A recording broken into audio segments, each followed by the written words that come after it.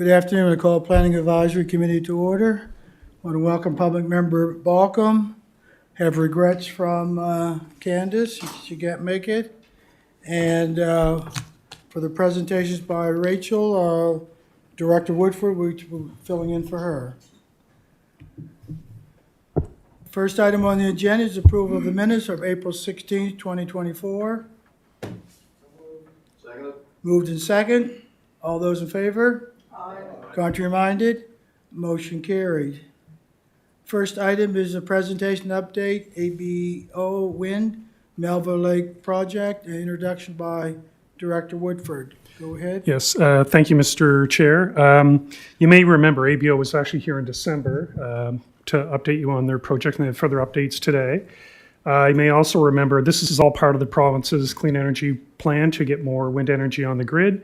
There are several applications from across the province, 2 in East Hants, which is encouraging. And at the end, I think there'll be an ask for a letter of support for their project, which is fairly standard for this kind of thing. Any letter we prepare would have the caveat that they would still have to go through our site plan approval process. So just with that caveat, I'll turn it over to, and with us we have Jesse Cameron and Heidi Kirby from ABO. Go ahead. Thanks. Welcome. Appreciate that. Just want to make sure my presentation is up. Oh, it's on its way. Great. Okay. Wonderful. Well, thank you so much. It's great to be back here again. Heidi Kirby.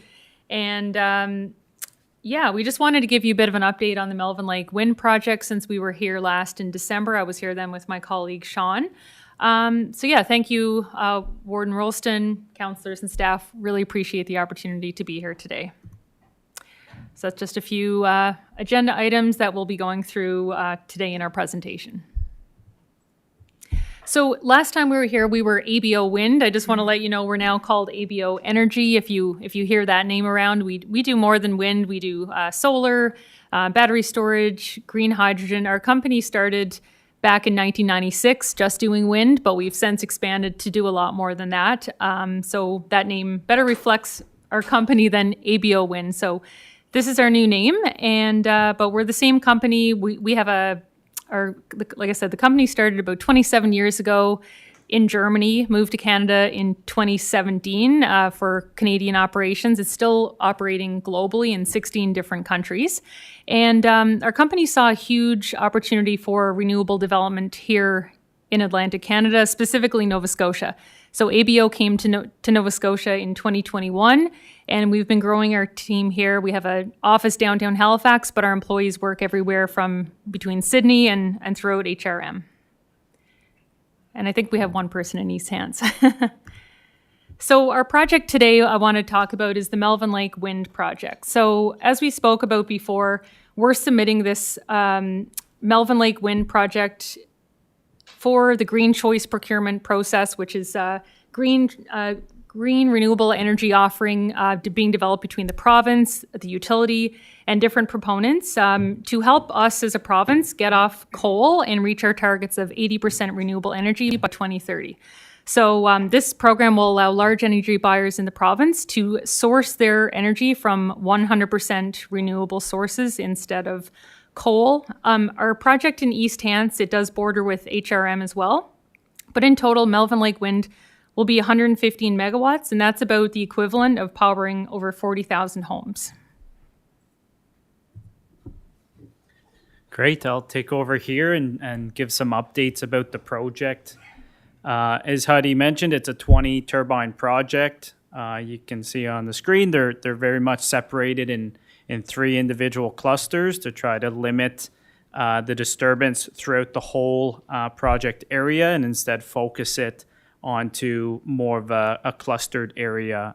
11 turbines are located in East Hants, and therefore, distributions of project benefits will be given out in a very similar division as the number of turbines. So that's a great thing for the municipality. We have, it's all located on private land at this point. There's no longer any crown land as part of the project. This was an update from the Green Choice Program. Essentially, Crown Land is ineligible to participate in this tender. The reason for that, we just heard that it just doesn't exactly align with the province's conservation goals, so they're taking a moment to reassess the Crown Land. But we are fortunate with this project that there was additional private land in the area. We've already had some leases signed on this project, but now it's a 20 turbine project. We make use of a lot of existing forestry roads in the area, so it is a previously forested area, which is a good thing because it's an area that's already been previously disturbed, and it works well. We speak with the forestry companies, and they're in support of upgrading these roads so that they can make use of that too. And it's over. The turbines are positioned over 1.5 kilometers from any residences to meet the setback requirement. So here is a picture of how the project has changed since that big adjustment that I just discussed. So you can see initially that the project was very much more spread out throughout the area, but now it's 3 clusters, and I think, speaking with our environmental consultants, this is really limits the disturbance on the whole project area and instead focuses it through to the clusters. And it's, you can see the roads there in yellow, which we're planning to keep upgraded throughout the lifetime of the project. This was something we heard a lot during the recent open houses, is that having additional access through this area is very important for the community. So I think this was a very well received item that the community told us, is keeping these roads upgraded. And then, here's an overview of some project opportunities. The project value is approximately 275 to 300 million, but the opportunities would really go much further than that. There's 75 to 125 job opportunities during construction and 2 to 5 long-term jobs. We've already been engaging with the community and helping to provide funds for activities, and we'll continue to provide community benefits, especially if the project enters the next stage. If it's accepted, then we'll continue those community benefits. There's a large municipal tax payment with the Wind Turbine Facilities Municipal Tax Act. So in total, it's about 20 to 25 million over the lifetime of the project. And if you consider like 11 turbines out of 20, it'd be approximately half of that for the area. And then, of course, for all Nova Scotians, reducing the emissions throughout the province is a big health benefit. Moving on to our environmental studies, very important part. No wind project is built without completing environmental field work. So we've been studying this area for a long time, since 2021, and we'll be wrapping up our field studies this year.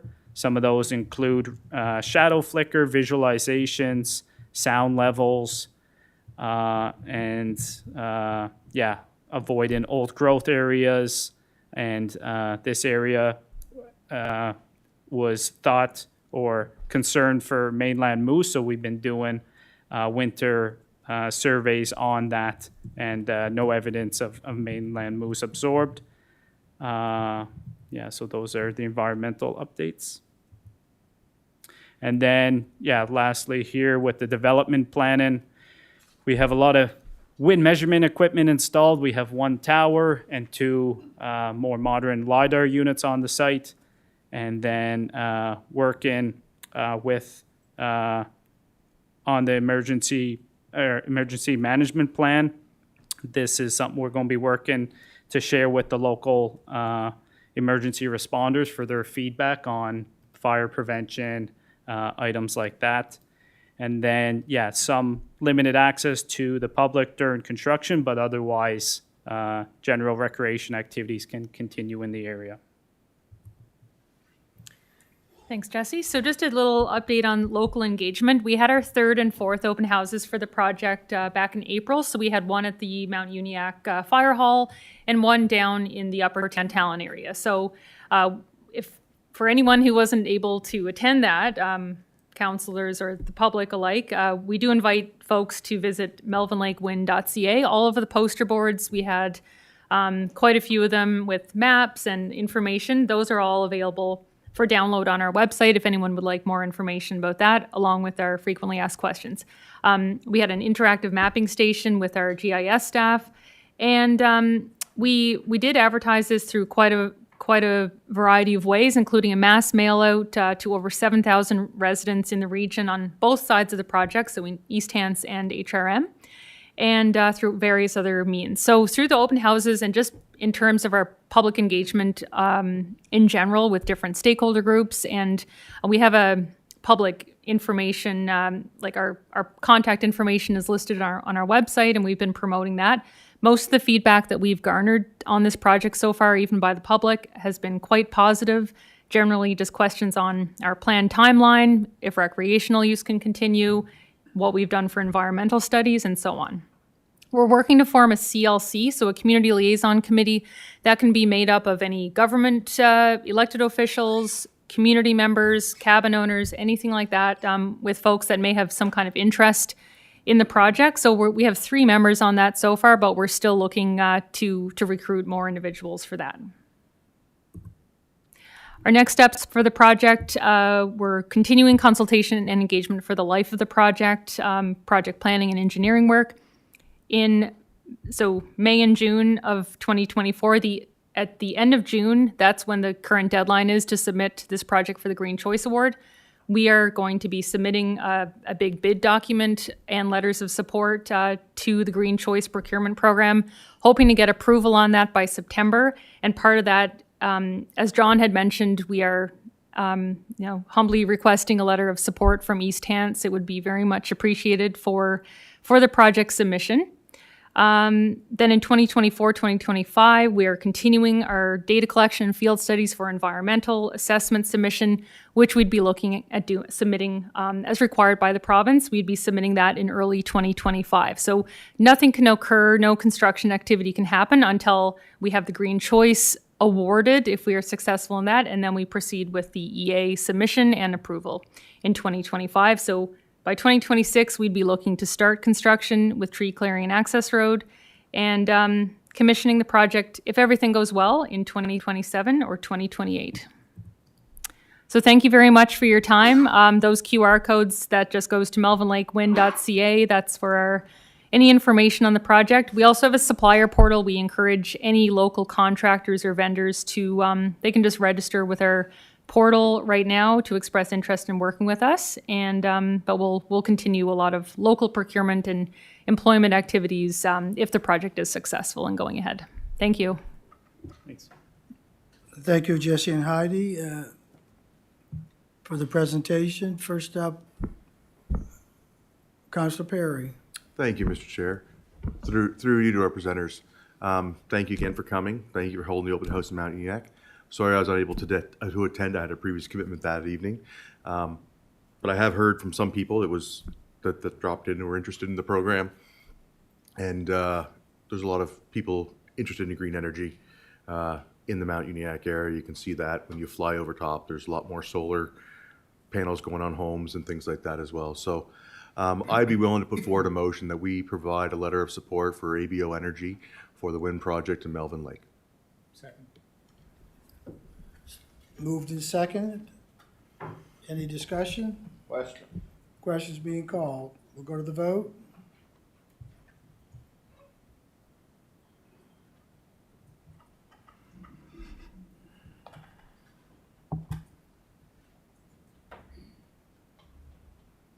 And the motion is passed unanimously. Thank you for the presentation. Thanks for coming.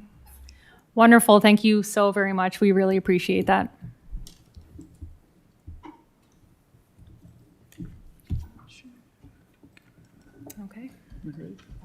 Yeah.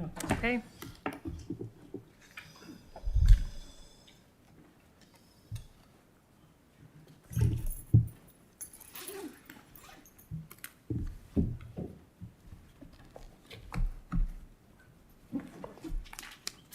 Okay, thanks, everyone.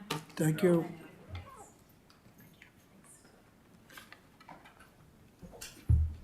Next item on the agenda, motion C 23 bracket 346, lot grading and drainage plans in unserviced area. Debbie, you can begin when you're ready.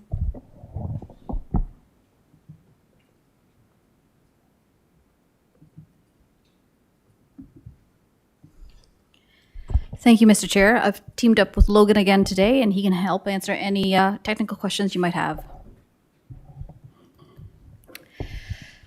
So at the March 2024 meeting, Council passed a motion authorizing staff to write a report regarding extending bylaw P1200, lot grading and drainage to property in the unserviced areas of East Hants and to provide options for Council's consideration. The purpose of the lot grading and drainage bylaw is to manage the drainage of water on individual lots so as not to have a negative impact on the subject property or adjoining lands.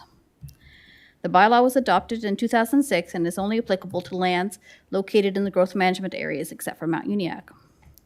When the bylaw was adopted, Council wanted staff to depend on the design of professional engineers so that there would be minimal staff time involved. If the philosophy is going to change, Council would have to give staff the direction to change our approach to administrating the bylaw. The lot grading and drainage bylaw does not apply to lands with on-site services.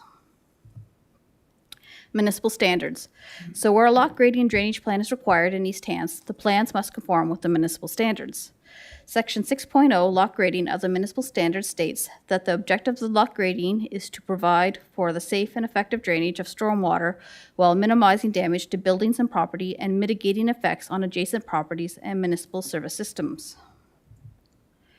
Halifax has a similar bylaw. They have bylaw L400 respecting lot grading. The bylaw applies to the development of all residential lots located within an area where a sanitary sewage system is provided. Halifax also has another grading bylaw, bylaw G200, a bylaw respecting grading alteration that applies to commercial and industrial lots, and that's within all of Halifax. In 2016, Halifax Council adopted a version of the lot grading bylaw that included residential properties in unserviced areas of the municipality. However, the bylaw was extremely unpopular, and Halifax Council decided to exclude those areas outside of the serviceable boundary from the bylaw. The reason for the change was that bylaw L400 was creating a negative repercussions and financial hardship for small developments in the rural regions of Halifax. However, after speaking to the development engineer, they may decide to revisit bylaw L400 respecting lot grading for unserviced areas again because of difficulties with developers clear-cutting lots and as-of-right developments, which results in drainage and grading issues for surrounding property owners. So, as I mentioned, at your March Planning Advisory Committee meeting, a committee expressed interest in extending our bylaw to other areas of the municipality. Staff do not feel that the bylaw needs to be extended to all properties. There are many large lots, especially agricultural properties, where the construction of new buildings would not impact neighboring properties. Another issue to consider is staff resources required to administer the bylaw. In Halifax, a lot grading plan is required as part of the building permit process, the same as it is in East Hants. The difference is that in Halifax, the lot grading bylaw is managed by the development engineers, and there's a whole team of them. In East Hants, it is currently the development officer and the building officials who ensure a property owner complies with our bylaw P1200. And I've identified some of the things that they look at through that process in the staff report. East Hants does not approve lot grading and drainage plans and does not take on the responsibility for proper grading design. Therefore, when issues occur between property owners, it is still considered a civil issue, and the costs are borne by the property owners. In Halifax, the process is very similar. The municipal engineers accept the grading plans and may only review the plans if there are known issues in the area. Also, the one other difference is that during the construction phase, if there are issues between neighboring property owners in Halifax, the Halifax engineers will manage and mitigate issues and may issue a stop work order.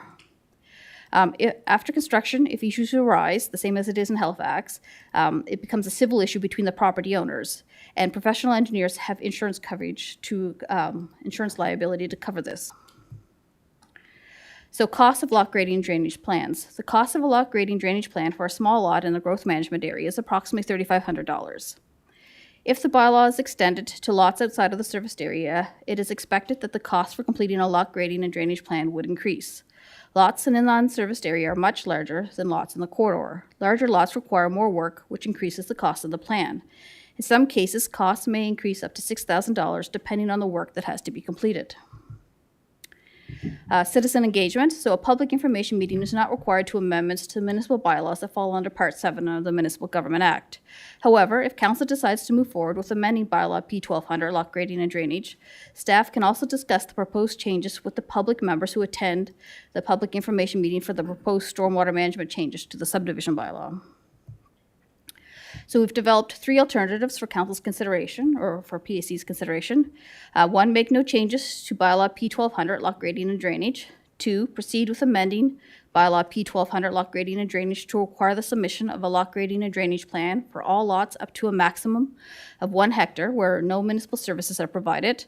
Or 3, proceed with amending bylaw P1200, lot grading and drainage to require the submission of a lot grading and drainage plan for all lots up to a maximum of 1 hectare where no municipal service are provided, and on larger lots where the proposed structure is to be located within 30 meters of the side or rear property line.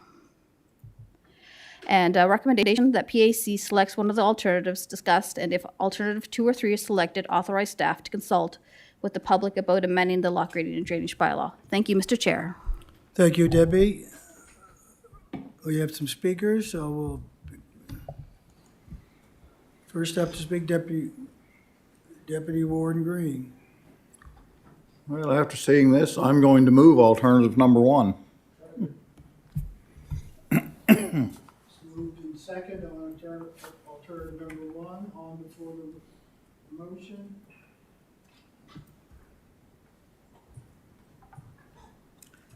Thank you. Well, of the 3 alternatives there, I probably tend to accept number 1. But I have to ask the question, is there nothing else we can do? Because this all came forward because there's development taking place in my area, and the developer, I don't think, is particularly experienced at being a developer. And I've gotten numerous complaints that lots were approved and homes were put on them, and then more lots were developed behind those properties and everything was clear cut. And then all the water came down off those new lots and laid in the septic beds of the first lots and caused all kinds of problems. Is there not something we can do to control that? Like, is there something in between that we can do here that would prevent that from happening without adding an extra $6,000 cost to every little lot that was sold in the rural area? Through you, Mr. Chair, I'm not aware of anything other than a bylaw, stormwater management, but we've already starting to go down that route. That's for the subdivision itself, requires stormwater management plans, and council's already indicated that they're wishing to go that way.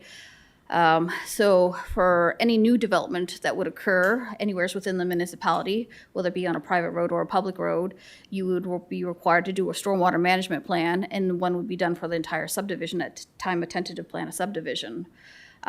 Now, that doesn't look at, like, it looks at the overall concept, but it doesn't look at the individual lots.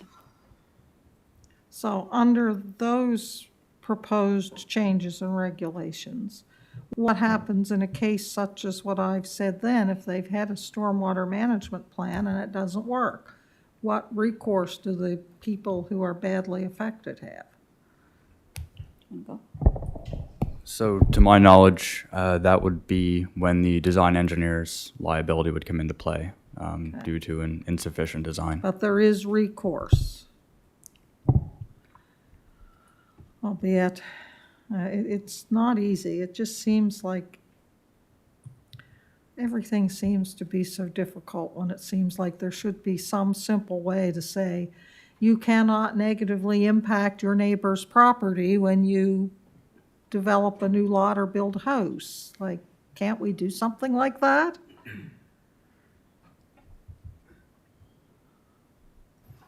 Through you, Mr. Chair, I mean, the devil's always in the details, and that's what the lot grading bylaw does. That was the intent of it, to make sure, your lot is graded properly and it fits an overall drainage plan.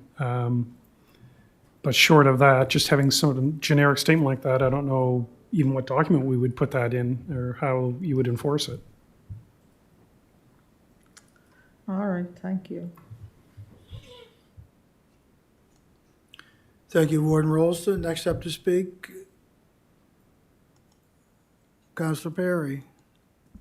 Thank you, Mr. Chair. No, I agree with the warden, like, the recourse from maintaining the status quo is people are gonna pay a lot more than $6,000 in legal fees, fighting their neighbors, creating bitter rivalries. I've seen it happen in my area. Two people on low-level ground, one person built on the level of the ground, the other person trucked in 50, 60 loads of fill. Now they're up on a hill and everything runs down, and they're flooding out the neighbor's septic, their well, everything. And the only recourse is civil action. And if there was a lot grading plan required, that is done by a professional engineer. And if the lot grading plan still resulted in that being flooded, it goes back to the engineer's insurance. So it is a much easier resolve for anybody who is affected. When you look at the cost of everything going around, if it's a subdivision, it's all done under the stormwater management plan. So are individual properties going to require a storm management plan if somebody buys a single lot to develop or owns a single lot? No, No. right? So there is no recourse there for them. And I would imagine if a private homeowner wanted to do a stormwater management plan, it's basically a lot grading plan, right? So I can't support, number one, making no changes because we're just leaving our residents out there to the whim of whoever comes on next door to them. We are offering no protection for people who currently have homes as we grow and as we develop. And, a lot grading plan is just like a survey, right? Most homes now, when you change hands, you're required to get a survey. As part of your survey, you can add a lot grading plan in, and professional surveyors can do your lot grading plan as well. So I can't support that motion, and I do believe option two about size, yes, if you owned a lot of land and you're not going to impede anything, then that makes sense. Up to 2.5 acres, well, the standard building lot in the rural area, I believe, has to be 1 to 2 acres anyway, based upon septic and well requirements. And that's the biggest thing is, somebody draining water on somebody else's property, there goes their well and septic, because it can be polluted at that point. And so we're talking drinking water, we're talking wastewater, all that stuff. So I don't think doing nothing is the right move here today. Thank you, Counselor. Speaking to the motion, Warden Rolston. Speaking to the motion, I had another question. Okay, question. About the, not the lot grid, the stormwater management plan for subdivided lots. Like, how large a subdivision would it have to be before that kicked in, if it doesn't kick into a subdivision of one lot? Through you, Mr. Chair, right now it's based on your tentative plan of subdivision for any new subdivision that requires a new road or an extension to an existing road. Like I said, it's a tough one. I'd rather do something, but the options are not great, so I don't know. Is that all, Warden? That's it. Thank you. Counselor Garden-Cole. Thank you, Mr. Chair. So for example, when the warden referred to this situation in her district, is that considered a subdivision? That situation that's going on where the drainage has come down the back of the back properties onto the lower ones? So there could be two different things happening there, is that when that's new development, so it's on new roads, so they weren't required to submit a stormwater management plan in accordance with our regulations. But also they were putting flag lots, is it in behind, kind of the existing lots? So they also have the issue where they're draining the individual lots onto their neighbors' lots, which is what the grading and drainage bylaw would try to address, so that they don't do that. Well, I know 6,000 seems like a lot, and that was the top end, and it is a lot. However, like Councillor Perry, I just can't see just leaving this as it is. And I know I've had residents in subdivisions in White Estates come to me with this issue, but this is even more detrimental to them because they're on sewer and water there. These people are on wells and septics, so they're being even more impacted when things go awry with drainage on neighboring properties. So while I wish there was an option 4 or an option 1.5 actually. I can't support option 1. But there is no other option there that I would want to support at this time either. Thanks. Thank you, Councillor. No, nobody else to speak. A question's being called. We'll go to the vote. We're voting on alternative 1.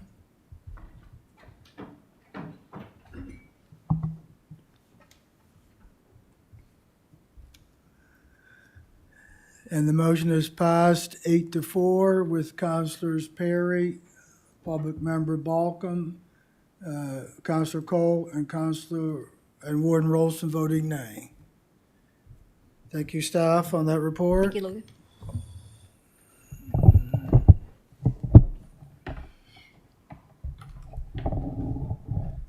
Next item on the agenda is PLN 24-001, Maple Tree Holdings, a development agreement, Mount Uniac, and this is presented by the director. You can go ahead when you're ready, John. Thank you, Mr. Chair. So this property is sort of backs onto the Uniac Business Park and then fronts on Highway 1 right around, as you can see on the map, where the Etter Road intersection is. The surrounding properties are either regional commercial or obviously in the back in the business park zone business park. Right now, the property is undeveloped. And there is frontage not only on Highway 1, but also, as you can see here, on Andrew Mitchell Drive. This is the development proposal. Now, I should point out that the front portion here on Highway 1, where the zone is proposed to stay the same, a site plan application has already been submitted and actually approved, and notices have gone out to residents about that. So there may be some confusion in the community about whether this application has been approved or not, but this is what's been approved so far, is the site plan approval for the front here.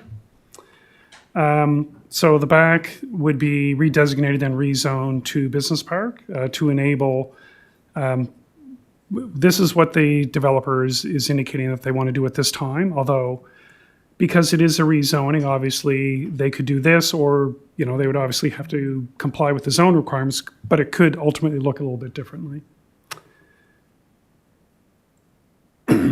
And again, just to show you that demarcation line between where the zone is proposed to change.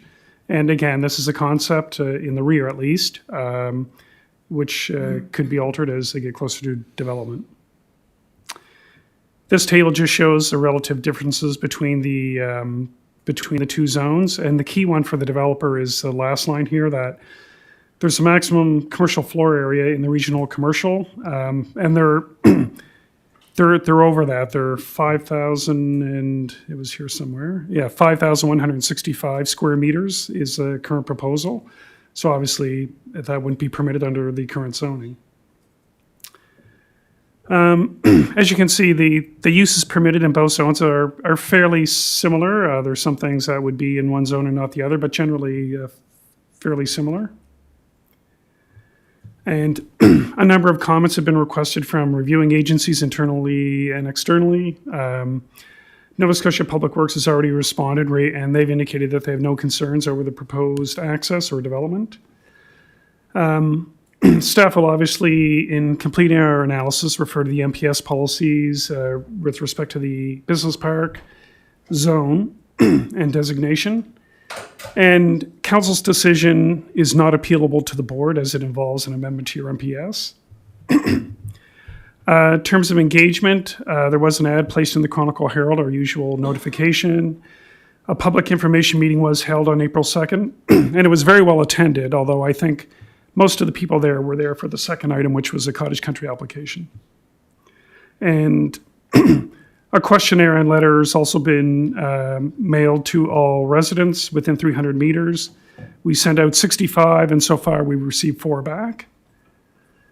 And just in terms of where we're at in the process, so the ask today is for first reading so that we can schedule a public hearing and complete our final report. So the recommendation is that first reading be given to the MPS and LB amendments and that authorization be given to schedule a public hearing. Thank you, Mr. Chair. Thank you, John. Nobody wishing to speak? Oh.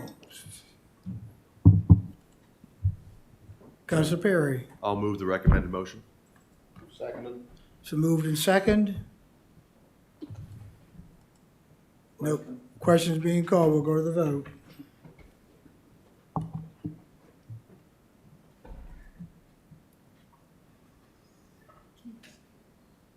And the motion has passed unanimously of those that have voted.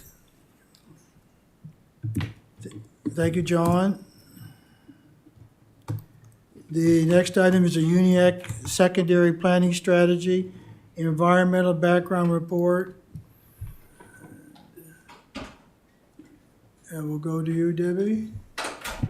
You can begin when you're ready. Thank you, Mr. Chair.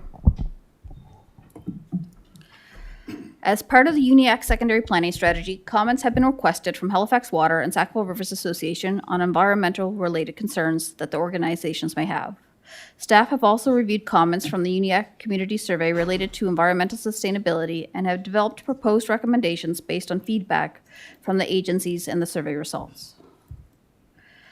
So survey results. Residents of Mount Uniacke appreciate the natural environment, and the majority of respondents to the public survey indicated that it was one of the many reasons why they enjoyed living in the community. When asked if the protection of wetlands was important to them, 95% of respondents indicated yes, that it was important. Other questions regarding sustainability, though varying greatly, did show that respondents do have concerns with overdevelopment, ensuring that natural environment can handle an increase in population and more demand for on-site services. Respondents also mentioned protecting the lakes and wetlands, building with green and or local materials, using green technologies to reduce energy consumption, and having amenities and services in the community so there's a reduction in transportation and emissions. Many respondents indicated that when building new homes and businesses, tree cutting and the removal of natural vegetation should be limited and hard services should be minimized. This concern was also echoed by the Sackville Rivers Association. In response, staff recommend adding a policy to the municipal planning strategy that considers the retention of natural forest cover when considering planning applications for residential development with on-site services. Adding such a policy to the municipal planning strategy could apply to areas of the municipality where there's on-site services. And that would be just a statement in the reviewing policies. That would be something like when you're considering a rezoning or a development agreement that looks at the retention of that natural vegetation. Halifax Water. Due to Mount Uniacke's topographical location, the community is at the intersection of 4 different watersheds. The Pockwalk Lake watershed is a sub-watershed of the East Indian River watershed, and that's this one right here. We also have the Sackville watershed, which is right here, and the Shubenacadie-Stewiacke watershed, and then the St. Croix watershed. So the boundaries of the Pockwalk watershed go into the study area. However, most of this land that's in the Pockwalk watershed is actually in, a lot of it is in either Halifax Water ownership or the provincial government. So we have Uniacke Estates down here. We have Halifax Water that owns a large chunk in here. And then the province again owns some property on the backside of Westlake and as well as the Bell Park. As part of the UNIAC secondary planning strategy process, staff did a presentation for the Pockwalk Lake Watershed Advisory Committee in March of 2024. The presentation discussed proposed development in the UNIAC area. In addition, staff requested comments from the watershed manager on issues East Hants could take into consideration when drafting the secondary plan. No specific comments on the UNIAC secondary planning strategy process were forthcoming. Headwaters of the Sackville River. Mount Uniacke is home to the headwaters of the Sackville River. The Sackville River runs through multiple communities, including Mount Uniacke, Sackville, and Bedford, and both the Little Sackville River and Sackville River are known to flood during heavy rainfall events. Last year, during the July 21st and 22nd rain event, the Sackville River and the Little Sackville River overflowed their banks and caused extensive damage to buildings and infrastructure surrounding the river. Future development around the headwaters of the Sackville River should be considered in how it will impact Mount Uniacke, South Uniacke, and further downstream. Further to this, a floodplain study for the Sackville River has previously been added to Section E3, Municipal Projects and Studies of the Municipal Planning Strategy. Staff are therefore recommending that money be budgeted for the study in the 2025-2026 budget cycle. And there's actually some funding available that may be available again next year for floodplain studies. Completing a floodplain study for the Sackville River in East Hants could limit any potential flooding issues and future developments in the vicinity of the Upper Sackville River. And we have had at least 3 now applications that have been bordered on this area, and we don't want to create issues in the future, so that's why we're looking at doing that. Sackville Rivers Association. So planning staff met with members of the Sackville Rivers Association on April 10th, 2024 to discuss the Uniacke secondary planning strategy. As a follow-up, the Sackville Rivers Association provided staff with items they would like to have considered as part of the secondary planning strategy process. Details of their requests and staff's responses have been included in the report. The following slides include a short summary of their questions and staff's recommendations. So the Sackville Rivers Association has suggestions around watercourse buffers. In addition to what is already included in the Municipal Planning Strategy and Land Use Bylaw, staff recommend adding a regulation to the subdivision bylaw that would require watercourse buffers and the WG zone, the watercourse greenbelt zone boundaries to be added to all tentative and final plans of subdivision. This change would impact all of East Hants. And this would allow people, so if they see the buffers when they're buying the lot on their plans of subdivision, they know the area that they can develop in, and there's no surprise down the road that they might have limitations on their property. The association, Sackville Rivers Association, also suggested setbacks from wetlands. However, it's very difficult to determine the boundaries of a wetland, and the information from Nova Scotia Environment and Climate Change is inconsistent. In addition, Nova Scotia Environment and Climate Change does not require setbacks from wetlands, and the department does not comment on planning applications when asked for comments. So therefore, without the cooperation and support of Nova Scotia Environment and Climate Change, staff would not recommend establishing setbacks at this time. Or Sackville Rivers Association, so they requested that East Hants consider open space dedication for public ownership of land adjacent to a watercourse. Open space dedication in East Hants is not intended for conservation purposes. The East Hants subdivision bylaw indicates that any open space dedicated to the municipality has to be usable land intended for recreational purposes, and that can be both passive and active recreational purposes. However, regulations do not prevent the municipality from taking ecologically or culturally important conservation lands. An alternative to acquiring wetlands for open space purposes would be to acquire them as part of a stormwater management system for a larger development. And we have an example of this in the corridor. So as part of those negotiations for the master plan communities, the municipality will acquire the larger wetlands as part of the natural stormwater management system. So we'll acquire those lands as part of that natural system.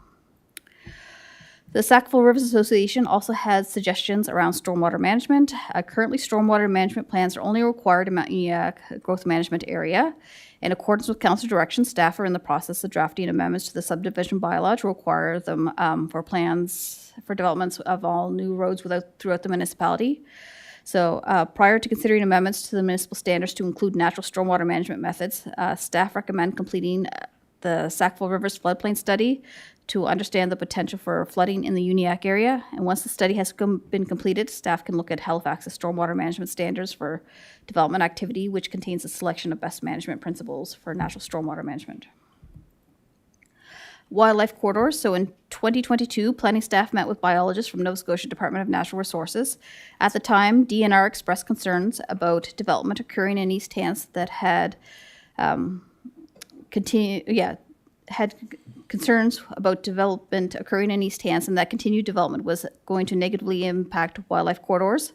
Biologists indicated that they were starting to see genetic differences in some species, depending if they're from the north or southern portions of the province. Essentially, Halifax and the developed areas around Halifax, West Hants, and East Hants are acting as a barrier for wildlife, and the populations of wildlife from each end of the province are not mixing well. In an effort to minimize development's impact on wildlife, staff recommends that a study be added to Section E3 Municipal Projects and Studies of the Municipal Planning Strategy to identify wildlife corridors and to make recommendations for the protection of natural wildlife corridors for all of East Hants. And again, we'd be looking for funding in order to have that study completed sometime in the future. And natural corridors are undeveloped areas that provide linear connections between larger patches of wilderness. So you have patches of crown land, and it's just ensuring that there's a wildlife corridor that wildlife can use to get from one parcel to the next. So Halifax is also looking at environmental issues as part of their review of their planning documents. And so some of the things that they've included in their documents is the protection of natural corridors to allow for wildlife to move freely through the municipality, new policies around urban forests, creating policies around green infrastructure, lake water management plans and establishment of phosphorus loading limits, and updating coastal regulations and new policies addressing sea level rise. So recommendations for the draft UNIAC secondary planning strategy is number one, adopt a policy that considers the retention of natural forest cover when considering planning applications for residential development with on-site services to reduce potential impact on waterways and wetlands and to preserve as much of the natural environment as possible. Amend the subdivision bylaw to require that areas of non-disturbance such as buffers and watercourses in the watercourse greenbelt be added to all tentative and final plans of subdivision. Add a project under Section E3, Municipal Projects and Studies, to complete a wildlife corridors design study to ensure that the future development limits its impact on wildlife's ability to move to and from different parts of the municipality and beyond. And 4, include a floodplain study of the Sackville River in the 2025-2026 draft budget. And the recommendation is to include the recommendations outlined in the UNIAC Secondary Planning Strategy Environment Report in the draft UNIAC Secondary Planning Strategy Report. Thank you, Mr. Chair. Thank you, Debbie. First up to speak, Councillor Perry. Thank you, Mr. Chair. Can you just scroll down to the recommendations? So for the included floodplain study of the Sackville River, that would be to the East Hants boundary? Yes. Okay. Just making sure of that because a lot more of the issues are held downstream. So that's kind of, just taking us basically from the headwaters to the bridge at South Uniac. All for the, protection of wildlife and everything. And there's a bunch of different, different things that can be used as a natural corridor. Walking trails are a natural path for animals to move freely between areas in a protected way. I just want to make sure that we're not, when we go through this, we're not being too restrictive, but we're being respectful. That's the thing, because I see a lot of things in this here that could cause a lot of environmental type of studies to be done, which I don't know if it's 100% our job to look at some of these items unless directed by the Department of Environment. But I'm all for protecting the environment and being a good stewardship of the land and wildlife. But we just have to make sure it's measured. That's what I have for now. Thank you. Thank you, Councillor. Councillor Musa. Thank you, Mr. Chair. So with our current bylaw, what's changing now? Like, do we need those changes, or we have something in place that I feel that is very restrictive? I feel that Halifax Water and Halifax and Sackville River Association are asking everything except the ownership of our homes and our land. So, and they don't want to give anything back to the community, like $1 billion corporation with nothing, take everything and give nothing. And I hate that. I don't like that as a resident, not as a councillor. But I think those are covered by the environment and by the Department of Environment. I don't agree on any of that. Thank you. For you, Mr. Chair, if I could just clarify, these aren't from For example, the first one, the natural forest cover, was actually from the survey itself, was people just wanting to maintain the natural forest cover and not having the clear cutting of land when development was going in. So that was a suggestion from the survey itself. The floodplain study has been part of your municipal planning strategy for how many years? Many years. And just because we're getting more development pressure in the Uniac area, we figured instead of having those issues to try to fix the issues after the fact, we'd actually address them beforehand and try to identify the areas that could have potential flooding. And that's what the study would help.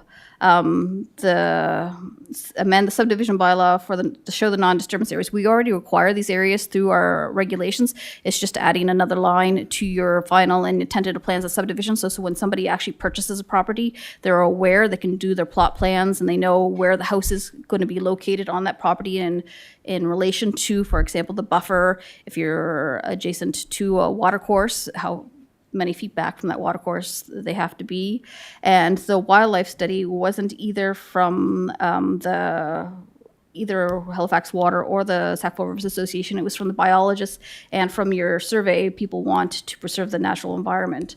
So that's where that one came from. And that was just adding a study to your municipal planning strategy and not actually doing the study currently. Okay, you got me. Thank you. Anything else, Counselor? Thank you, Counselor Musa. Debbie, for the explanation. Counselor Perry.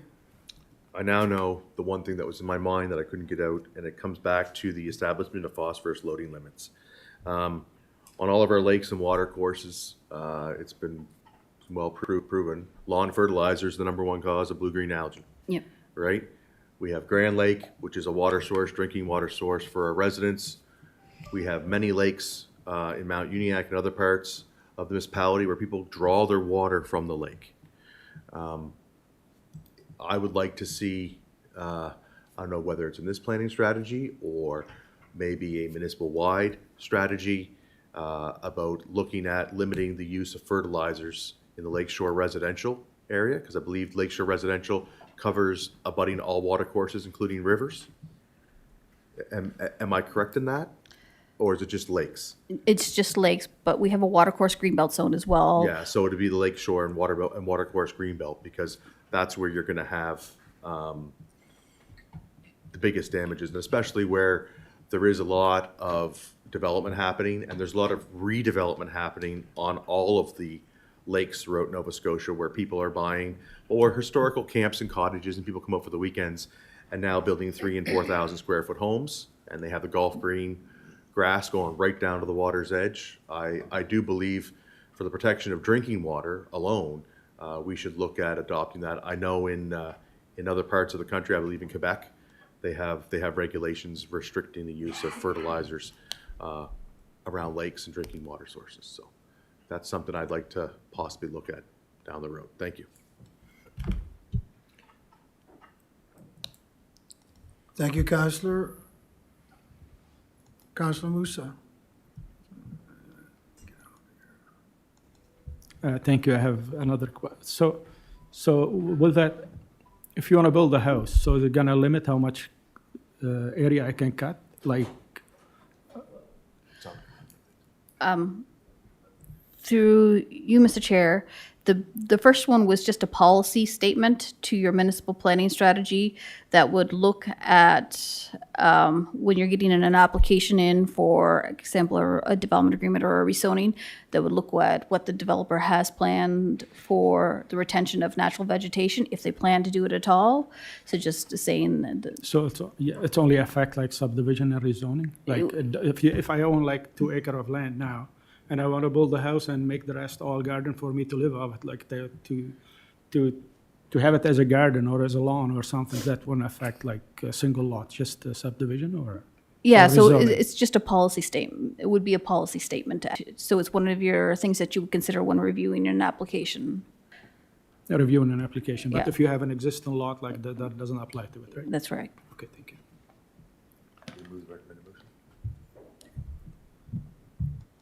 Thank you, Counselor. Go ahead.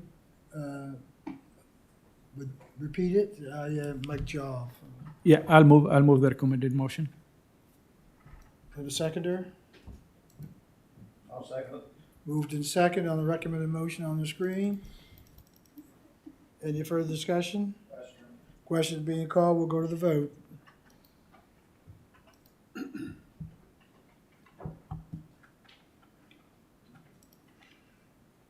And the motion is passed unanimously. Thank you, Debbie. The next item is the UNIAC Secondary Planning Strategy Park and Trails Background Report. You can begin when you're ready. Thank you, Mr. Chair. So as part of the UNIAC Secondary Planning Strategy, staff have undertaken a review of parks and trails in the UNIAC area. This review has included identifying the number of parks and trails in the study area and determining from the survey results how the community foresees the development of future open space parcels.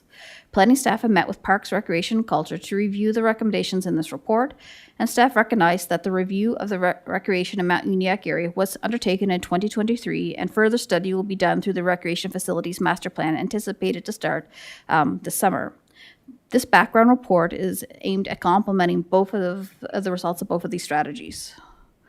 So between the municipality and the provincial government, the UNIAC residents have a solid supply of parks, trails, and open spaces to use for their enjoyment. Below is a list of the community, the community assets and their ownership. And I should mention that parks and trails were mentioned multiple times within the survey results, and people were very pleased with what they have in the area. In addition to these provincial and municipally owned parks, there are several large parcels of land within the study area that are either in provincial ownership or the ownership of Halifax Water. Although these lands are not considered parklands, they do contribute to the rural feel of the community, enhance the community's natural assets. So here are some of the survey results, and I'm just going to go through the ones related to parks and trails. So one of them was accessible walking trails and beach access. Several respondents requested accessible trails that would accommodate seniors, wheelchairs, strollers. A few respondents requested that an accessible access to one of the lakes be created. Parks, Recreation, and Culture is aware of the desire for more accessible recreation assets and will monitor for opportunities. Staff recommends adding a provision to the review of the accessibility plan indicating that staff will monitor for opportunities in the Mount Uniacke area. So it was mentioned, number 2 was mentioned several times, the need for a recreation facility or gym. Further investigation will take place as part of the Recreation Facilities Master Plan, and Parks, Recreation, and Culture staff are aware of the desire for a recreation facility in the Uniacke area.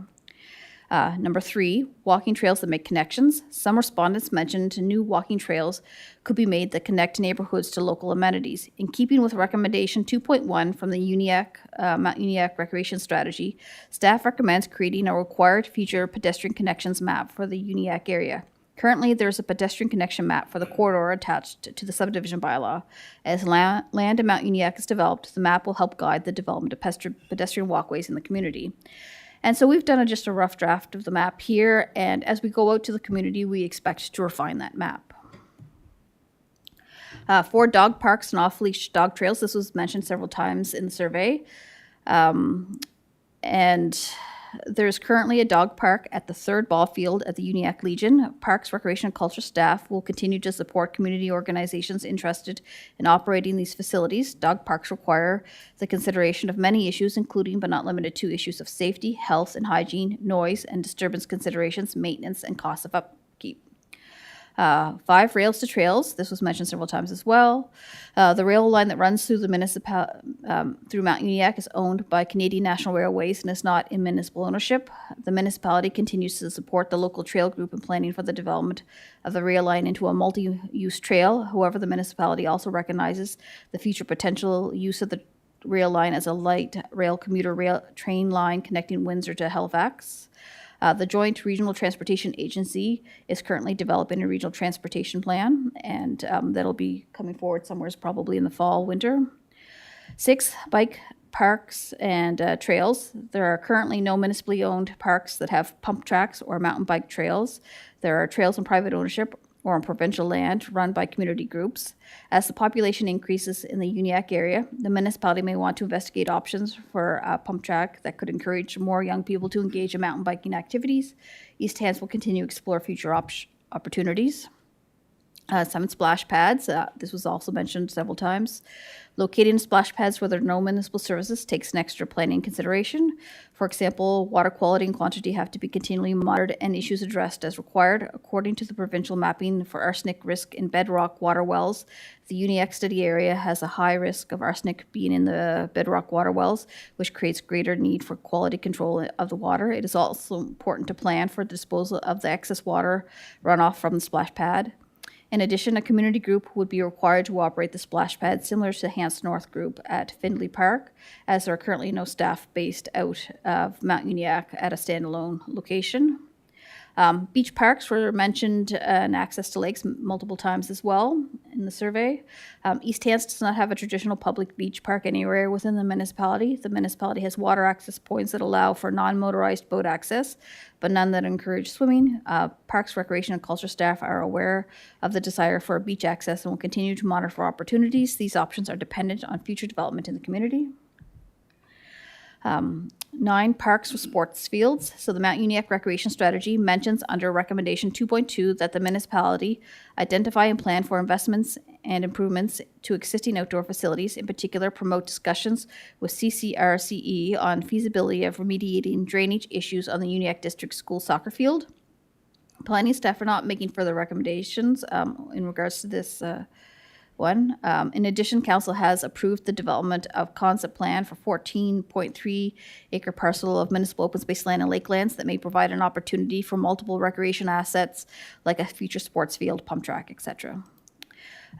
So both OHV trail systems and or multi-use trails were mentioned, and the municipality will consider OHV community requests as they're submitted to the municipality. Bridle paths, so the municipality would consider supporting multi-use trail use that would include horseback riding. And sidewalks was mentioned throughout the survey, but we'll be discuss that further in the transportation background report. So recommendations for the draft report. So based on the results of the UNIAC public survey in consultation with Parks, Recreation, and Culture, staff have developed a list of proposed recommendations to be included in the draft recreation secondary planning strategy.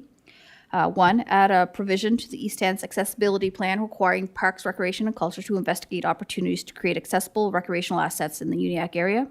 2, amend the subdivision bylaw by adding the draft required future pedestrian connection map for the UNIAC area to Appendix D of the subdivision bylaw.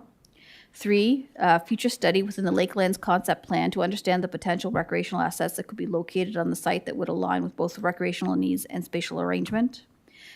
And 4, direct Parks, Recreation, and Culture staff to continue to look for opportunities to facilitate beach access. Recommendation, include recommendations outlined in the staff report in the draft UNIAC secondary planning strategy report. Thank you, Mr. Chair. Thank you, Debbie. Councilor Perry.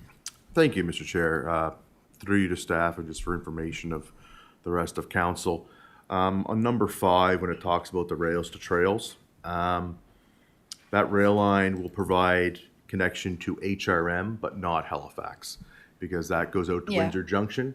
So you'd still be looking at an hour to 2 hour bus ride into the downtown core from that area based upon traffic flows and everything that happens in that area, because it's an hour and 45 minutes to go from the major terminal in Sackville, which is located just down from the Windsor Junction area, to get into the downtown core. So I remember us firmly at the council table supporting it to be made into a multi-use trail. I don't remember us supporting it to be used in the manner as a light commuter connector. I recognize it could be, but it is not the desire I've heard of anybody in my community to be used in that type of manner, because it does not provide. When Halifax made the decision that no light rail will go to the downtown core, light rail into the city just makes no sense, because to go from light rail to a bus, where you're going to have a larger wait time when you can literally go to the park and ride, which is 10 minutes away, and take a link that goes directly downtown and doesn't stop, makes a lot more sense than going for an even longer journey and a longer time on a train to go farther away from the downtown core of Halifax for anybody traveling that route. So I don't agree that that line is beneficial for anybody in East Hants to be used for for transportation into Halifax. But I do want to say, I think that comment alone, I will say, I do like the results of the survey, and I commend staff for putting this report together because it is very detailed, and a lot of these things are the things that we are hearing. And I hope people understand, I really like the fact that there's no groups available. So anybody out there watching, you know, if you want something built, there needs to be a group that wants to take it on. Thank you.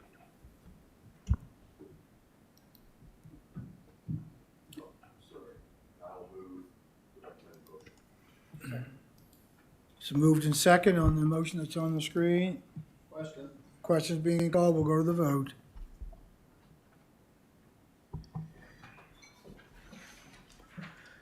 And the motion is passed unanimously.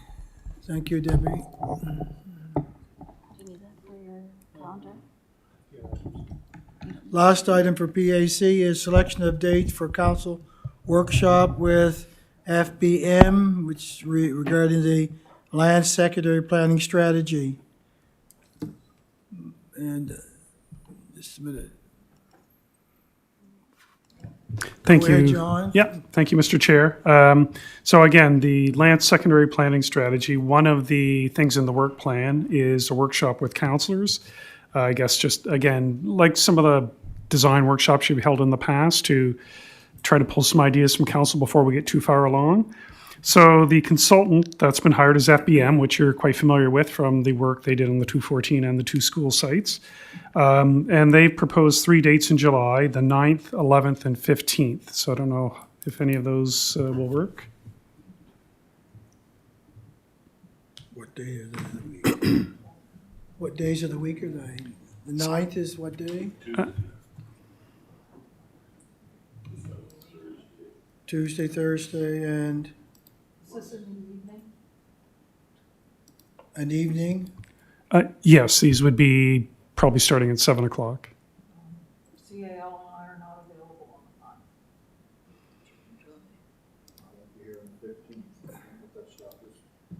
the 9th. Just, oh, I'm away the week of the 9th and 11th, but as Deputy Warden said, start to get it.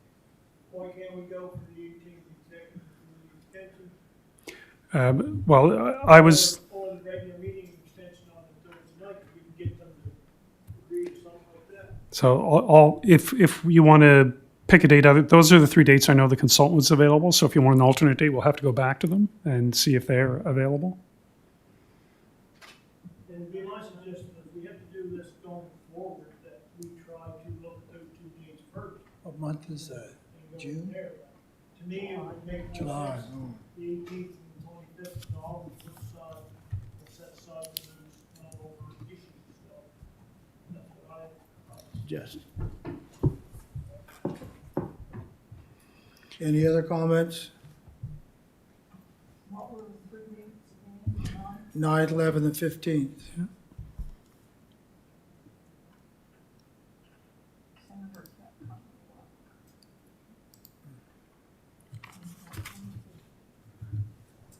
How many can make it on the 9th? Okay.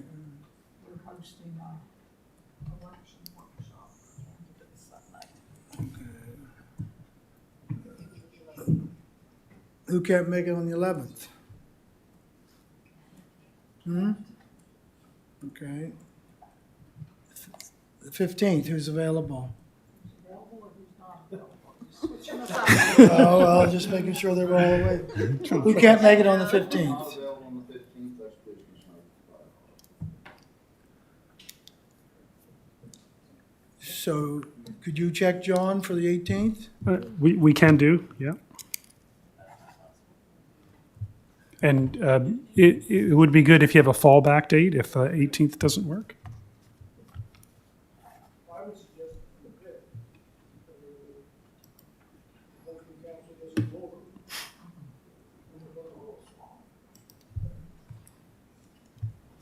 Just a minute, I'll get you. Okay, CEO, Councillors, if I could suggest, maybe John go back to the consultant asking about the 18th, then the 25th. But if those 2 dates do not work, can we do the 15th? Does that work? I know it doesn't work for Councillor Green, but he's indicated he's okay with that. No, I'm good with that. I mean, this impacts the quarter residents more than it does my residents, so it's more important, I think, for the quarter to be represented at this meeting. So if we could have a motion to check for dates in priority of the 18th, the 25th, and the 15th. Some, Do you want that a motion? If you'd rather meet on your own dates, the 18th and the 25th, but the 15th is when we know the consultant can meet, so I'd like to have that as a fallback. Meeting on the 17th there, I don't think that on my calendar. That's secondary planning. It's a PIM, I believe, yeah.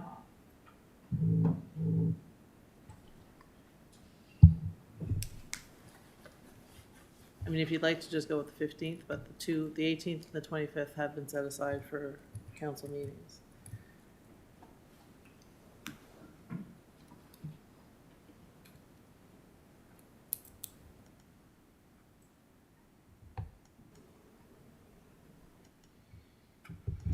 Councillor Hebb. Thank you, Mr. Chair. As Councillor Green said, it wasn't a big issue for him on the 15th, and it's already one of the dates that was at. For me, I think we could go with that. That's my own personal opinion, but that would be up to Councillor Green, but he's already stated it's not a big issue. You making that a motion? I'll make that a motion, yes. I'll second it. Okay, it's moved and second that we schedule the meeting on, the workshop on the 15th of July. Question being called. Go to the vote.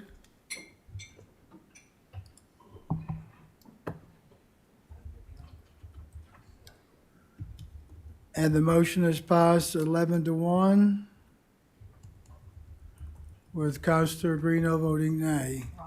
Rhino voting nay. Any other month but July, I may have tried to miss the meeting, but that's the week of our fun fair setup, and it's a very busy week for everybody. I gotta go to the mic first, I know.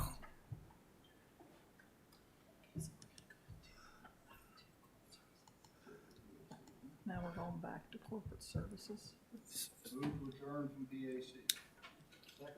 All those in favor? Recording, so Contrary-minded?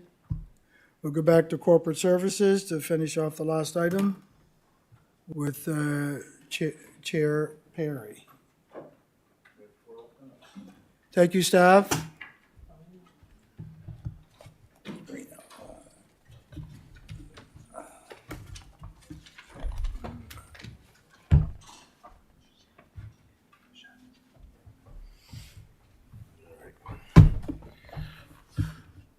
We'll call the Corporate and Residential Services Committee back to order. First up for presentation, we have the Power Clean Plant Information Report, and Shonid is going to provide that to us.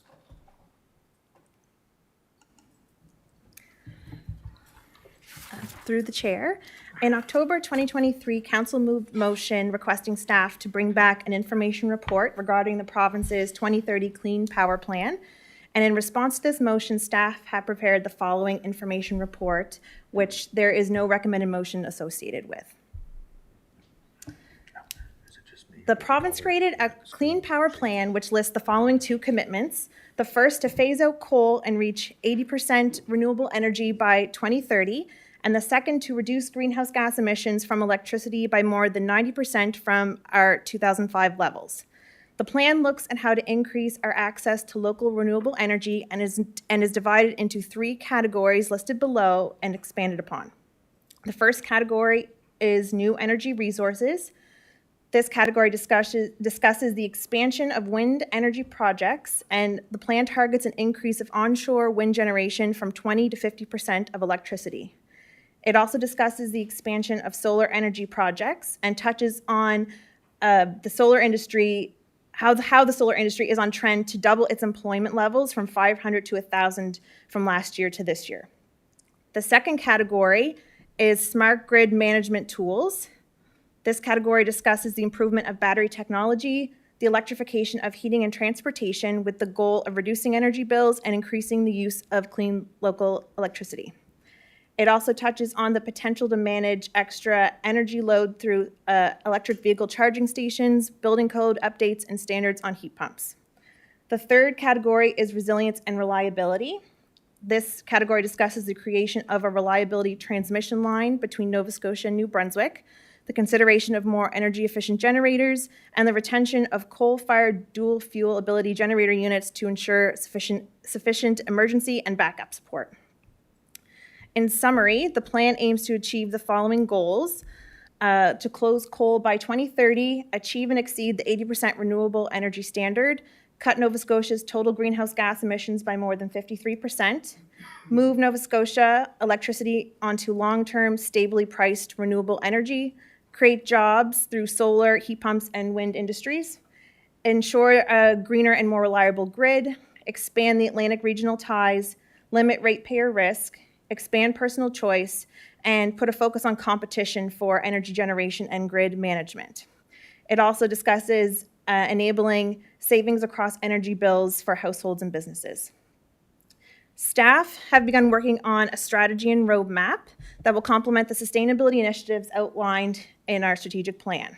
Staff will refer to documents such as the province's 2030 Clean Power Plan, as well as any other relevant provincial or federal regulations, policies, guidelines, or plans to ensure alignment with our municipal objectives.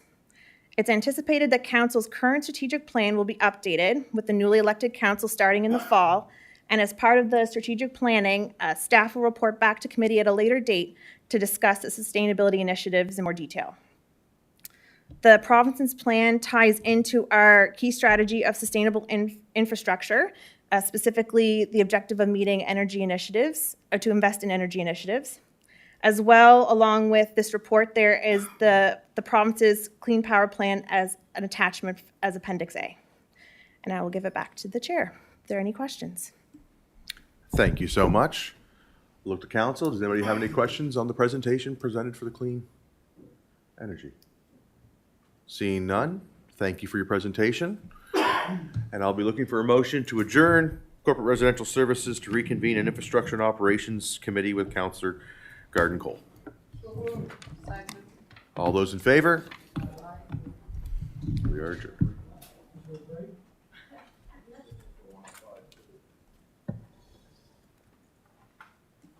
Yeah, I guess we'll take our break and reconvene at 10 after 3.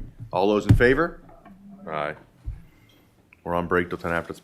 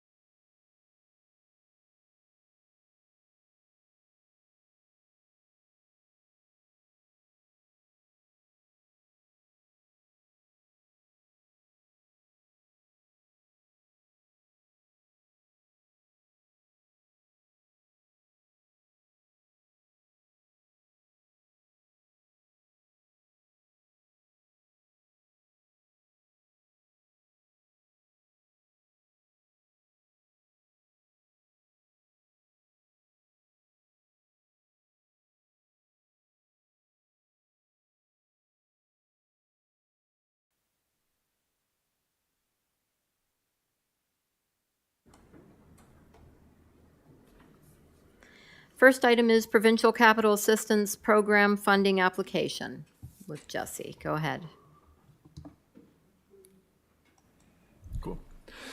Thank you, Madam Chair. The application process for PCAP opened on May 2nd. The application deadline is June 13th, so coming up here in a few weeks, and it requires a resolution of council as it does every year. Staff are proposing 2 submissions to be made. That's largely to do because there's a cap that we're only allowed to submit 2 now. We historically have always submitted 3. Just for those that recall. The program may fund up to 50% of eligible project costs, and it's intended to support categories such as water, wastewater, stormwater. It can include engineering design, technical studies,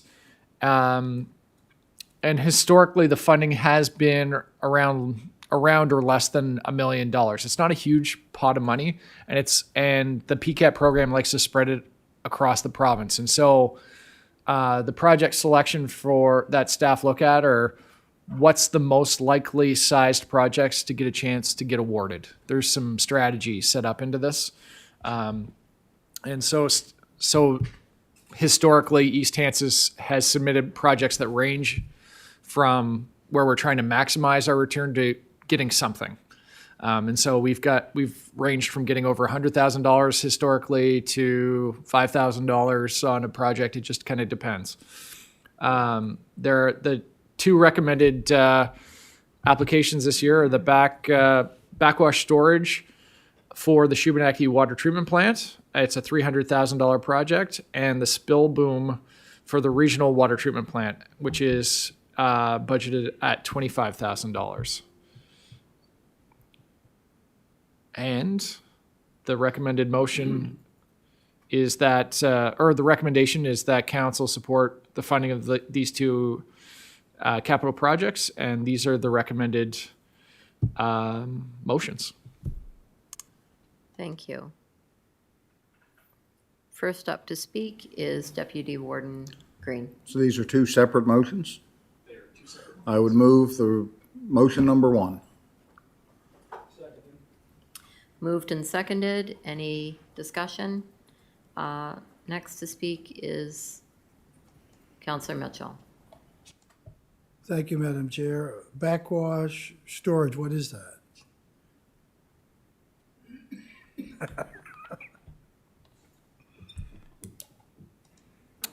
Valid question. I apologize I didn't summarize the project beforehand so in the Shubenacadie water treatment plant, we have 2 production wells, and every time you drill a new well, you're going to have a different production rate.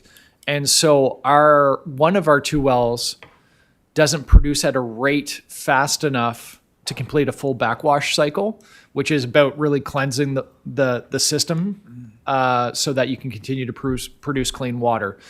What a backwash storage is for us to produce water and have it in a containment tank waiting for a backwash cycle so that we can do a backwash off pump number 2. Right now we can only do 1. It builds in resiliency for the plant, which is critical for our upcoming potential expansion for the area. So with the new wastewater treatment plant coming on, then creating this flexibility on backwash at the water treatment plant sets up Shubenacadie.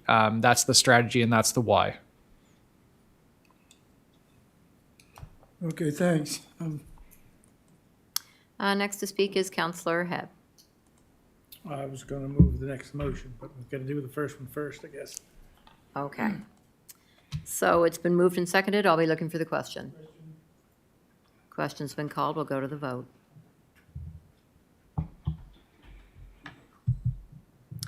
And the vote has passed unanimously. Back to Councillor Hebb. I would move the next motion that's presented. Spill boom. Okay, moved by Councillor Hebb, seconded by Deputy Warden Green. Any discussion on the motion? Question's been called. We'll go to the vote.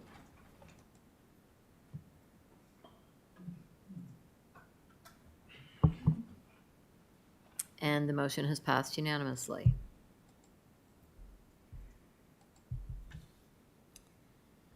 Okay, the second item is flood risk infrastructure investment program fund application with Jesse again. Thank you, through you, Madam Chair. This is a first potential application from East Hants for FRIP, the Flood Risk Infrastructure Investment Program. As similar to PCAP, the application for FRIP opened on May 2nd.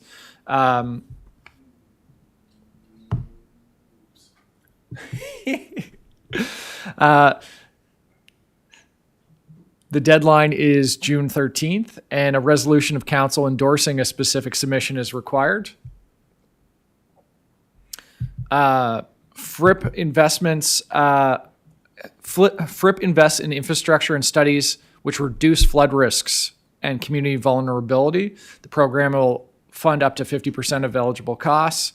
And where it's part of our plan, staff are recommending submission of an application for the flood risk mitigation study of Paley Brook.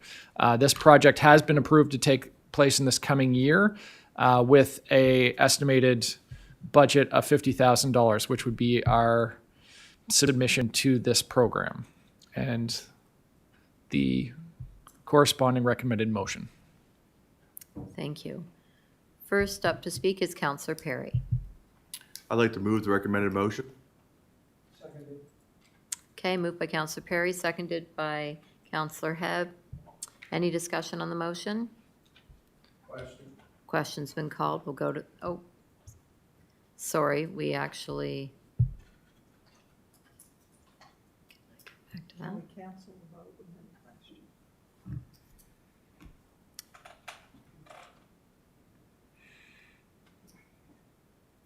Microphones and then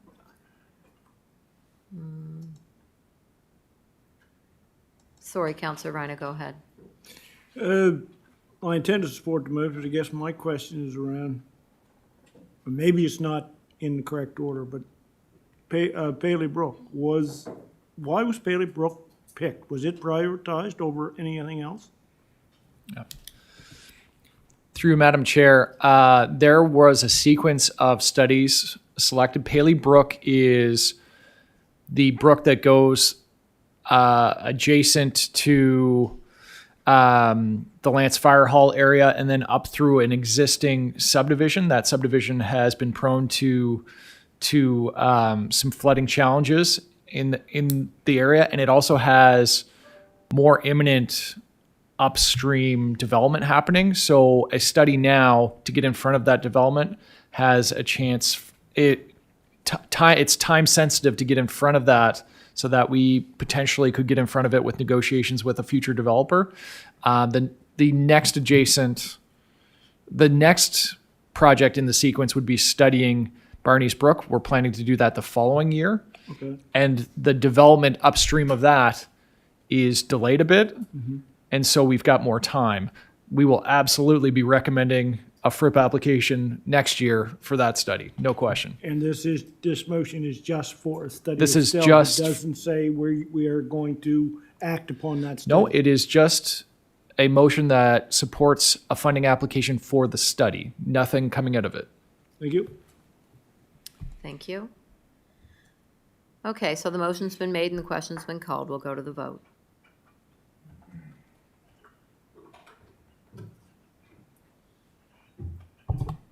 And the motion has passed unanimously. Next item is an in-camera item. So we'll go into camera. Move to win the camera. Second. Okay, the motion's been passed or going in camera. Oh, thanks.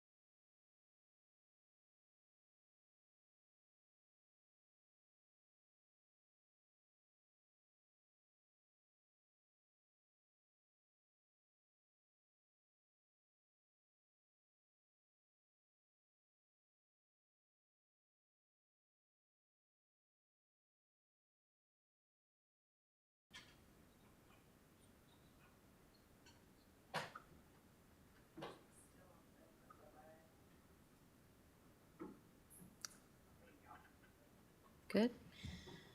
Okay, we met in camera to discuss a legal issue, and we have a motion coming forward as a result.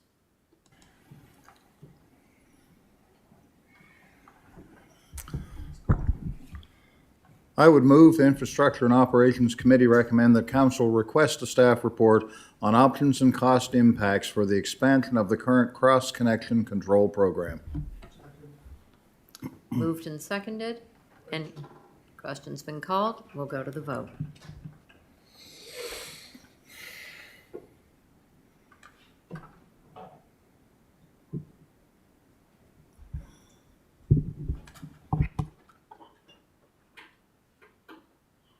And the motion has passed unanimously.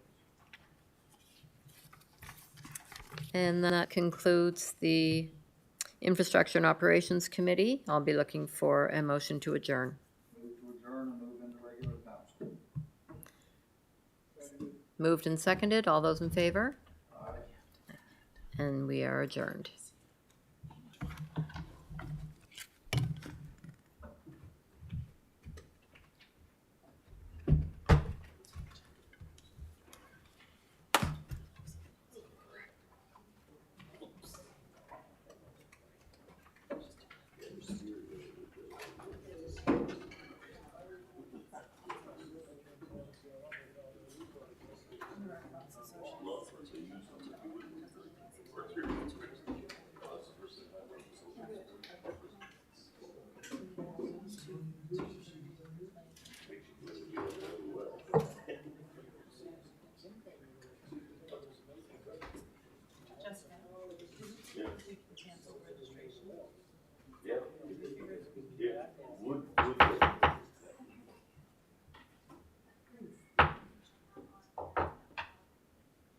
Deputy Warden, we need you.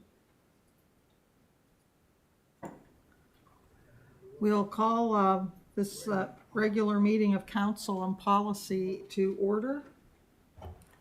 Prior to going into this agenda, there was an email sent around earlier around FCM. Councillor McPhee is unable to attend, so there is a possibility for us to allow someone else to go if there's anyone else who wishes to take his spot. So just before we go into any further business, so we'd have to know sooner rather than later. So I'd just be asking if anyone who's not currently going to FCM would be interested in moving into Councillor McPhee's spot.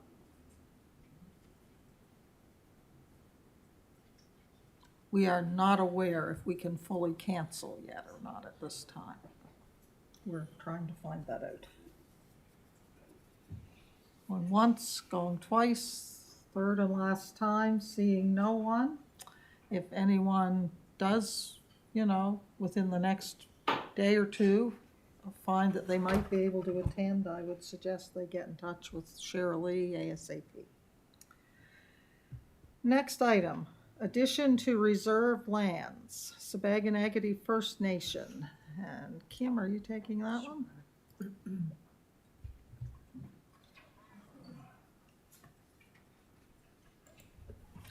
Councilors, there is a request here to move some lands into reserve lands from the Lands, Environment, and Natural Resource Indigenous Services Canada of the Atlantic.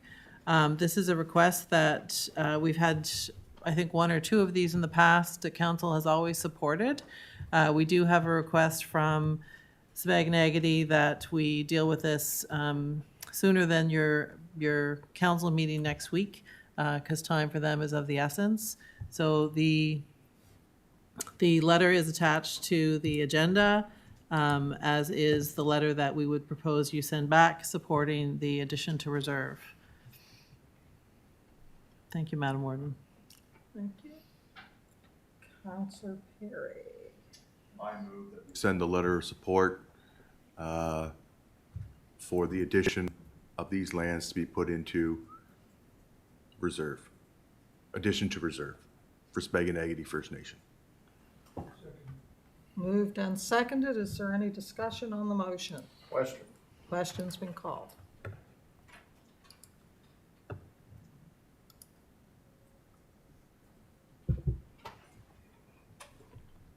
The motion is passed unanimously.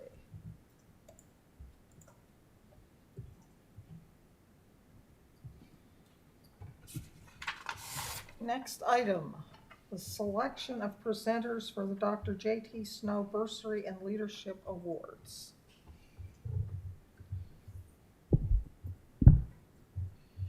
And we have the past presenters in place.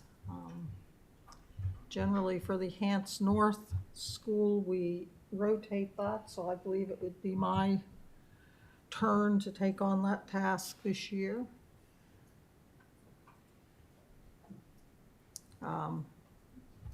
So that leaves us with Hants East and Avonview. Counselor McPhee. Yes, I would be available for East Hants, or Hants East, I should say. Okay. So, someone else, that's agreeable. Okay, and what about Avonview?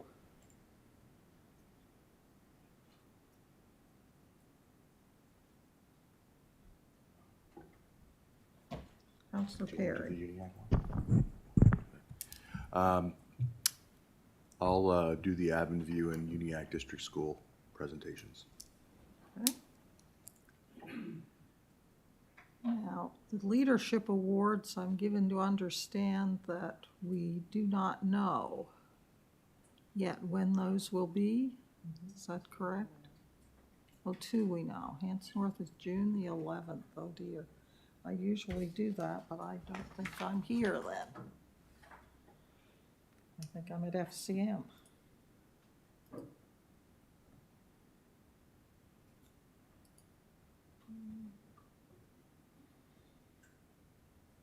Oh no, I'm back.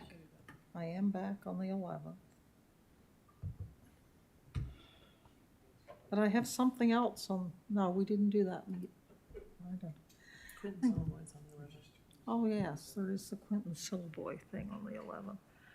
So I would just ask if Counselor Rhino or Deputy Warden Green would be available at 6:30 in the evening to do the Leadership Award in Kennecott. It really pushes my schedule to try to do anything on Tuesday nights now, because that's order day. And I have to be there till the end of the day, so. 6:30? Okay, Counselor Rhino will take that one. And that leaves Riverside Education Center in Milford, which we do not know the time of that one yet. So it's kind of hard for counselors to. Counselor Mitchell is on first. I'd do it if I'm available. You don't have a date though, that's the only thing. Maybe we could have you and a backup. It's normally in the morning, I was just going to say it's always during the morning, whenever it is. so. All right, so Counselor Mitchell will stick handle that one unless the date turns out to be something you can't work with, and we'll have to address that then. So do we need a motion for this, folks? So I would be looking for a motion appointing Counselor McPhee to present the JT Snow Bursary at Hants East, Counselor Perry for Avonview, myself for Hants North, and that for the Leadership Awards, Counselor Rhino for Hants North, Counselor Mitchell for Riverside, and Counselor Perry for Mount Uniac. So moved. Moved and seconded. Is there any discussion? Question. Question has been called.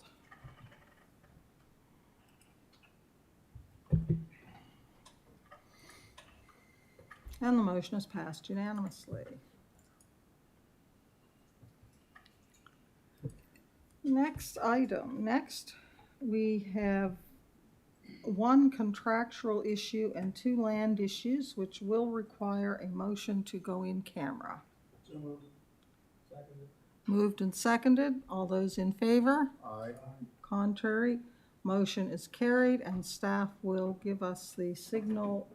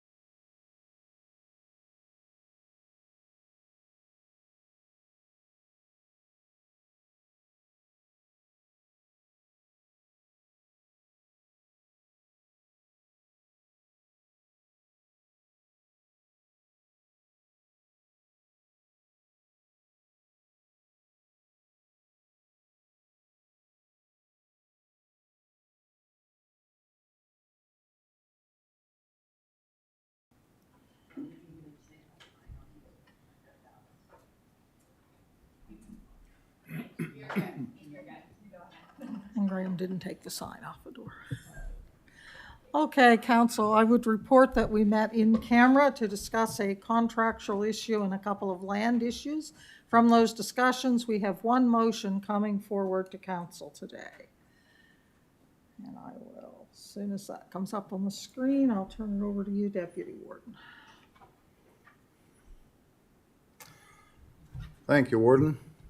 I move the council recommend that council approves the East Hants Arena Association transferring $10,800 to the East Hants Minor Hockey Association and East Hants Soccer Club from the East Hants Arena Association bingo bank account to ensure sufficient funds required to fulfill the bingo operations for the TV bingo, and that council agrees to provide access to the bingo production equipment and facilities in the East Hants Sportsplex by members of the two sport groups and bingo employees for the purpose of operating the TV bingo.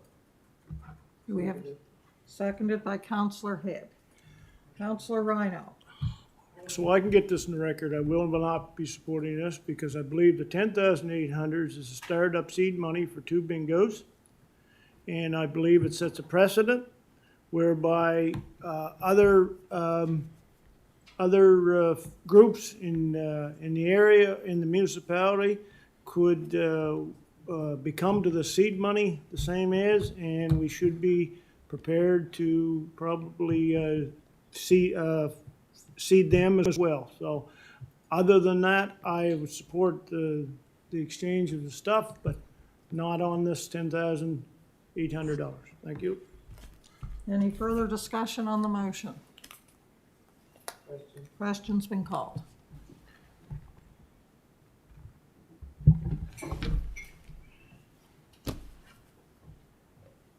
And the motion is passed by a vote of 9-2 with Councillor McPhee and Councillor Rhino voting nay. That concludes our business, folks, for today. Move to adjourn. Moved and seconded. All those in favor? Contrary? Motion is carried. We will wait for